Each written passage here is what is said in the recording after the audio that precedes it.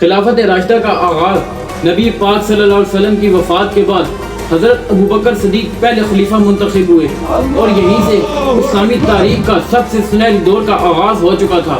تاریخ اسلامی کا وہ موڑ جب وحی کا سلسلہ تھم چکا تھا۔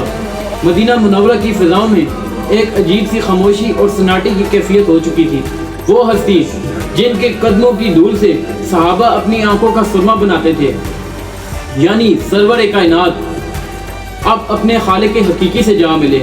لیکن اس نازک گھڑی میں کسی کو سلطنت راشدہ کا خلیفہ بننا تھا۔ نبی پاک صلی اللہ علیہ وسلم کی تدفین سے قبل ہی ایک سوال امت مسلمہ کے سامنے تھا کہ اب قیادت کون کرے گا۔ یہ اقتدار کی ہوس نہیں تھی بلکہ امت کے اتحاد کو برقرار رکھنے کی فکر تھی۔ انصار مدینہ میں جمع ہوئے تاکہ اپنا امیر منتخب کر سکیں۔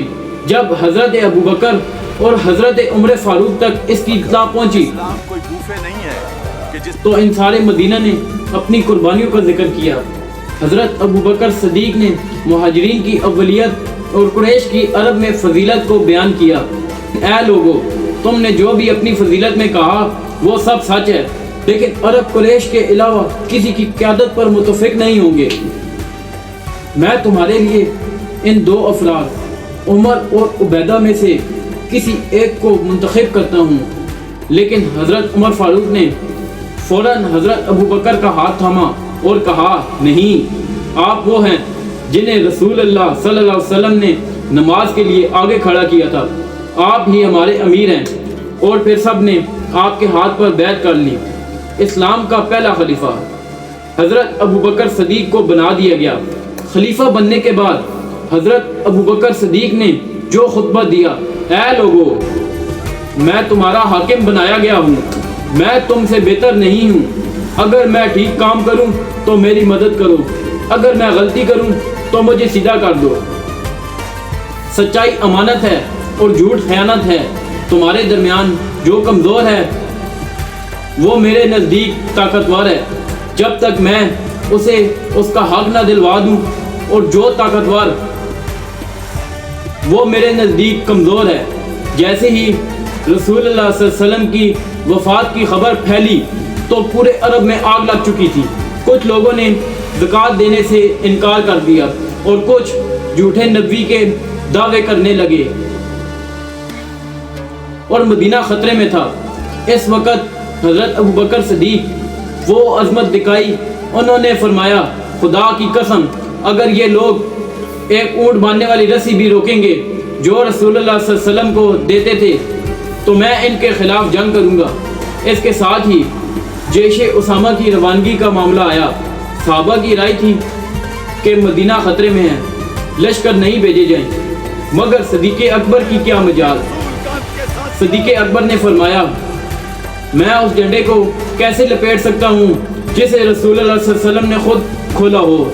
اخلی فتنوں کو کچلنے کے بعد اب ان عالمی طاقتوں کی باری تھی جو اسلام کی بڑھتی ہوئی طاقت کو روکنا چاہتے تھے۔ ایک طرف سلطنت فارس تھی اور دوسری طرف بازنطینی سلطنت روم۔ اس نے جھوٹا دعویٰ کیا، اپنے قبیلے اور دیگر لوگوں کو اکٹھا کیا اور جھوٹا نبی ہونے کا دعویٰ کرنے لگا۔ جب حضرت ابوبکر تک اس کی خبر پہنچی تو حضرت ابوبکر صدیق نے فرمایا، جو جھوٹا نبی کا دعویٰ کرے گا، جو زکوٰۃ نہ دے گا، ہم ان کے خلاف جنگ کریں گے۔ اور سب سے بڑی جنگ یمامہ کا آغاز ہو چکا تھا۔ مسلمان لشکروں کی قیادت خالد بن ولید 11,000 کا لشکر لے کر دشمنوں کے خلاف کھڑے ہوئے۔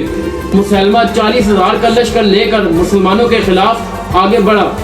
خالد بن ولید نے اپنے لشکر سے فرمایا، یا شہادت یا فتح۔ حضرت خالد بن ولید نے مسلمانوں کو یاد دلایا کہ یہ صرف دم نہیں، دین کی حفاظت ہے۔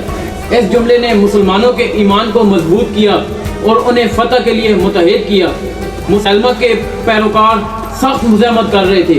کئی دنوں تک جنگ شدید رہی، کچھ مسلمان پیچھے ہٹنے لگے، لیکن خالد بن ولید نے فوراً نعرہ بلند کیا، یا محمدہ، یا محمدہ، یا محمدہ۔ اس نعرے نے مسلمانوں کے دلوں میں نیا جذبہ بھر دیا۔ خالد بن ولید نے جنگی حکمت عملی اپنائی، فوج کو مختلف حصوں میں تقسیم کیا، ہر صف کی ذمہ داری خالد بن ولید نے اٹھائی اور پیچھے کسی کو ہٹنے کی اجازت نہیں تھی۔ دشمن نے بھرپور حملہ کیا اور لڑائی کی شدت بڑھ رہی تھی۔ خالد بن ولید نے اپنے لشکروں کو منظم کیا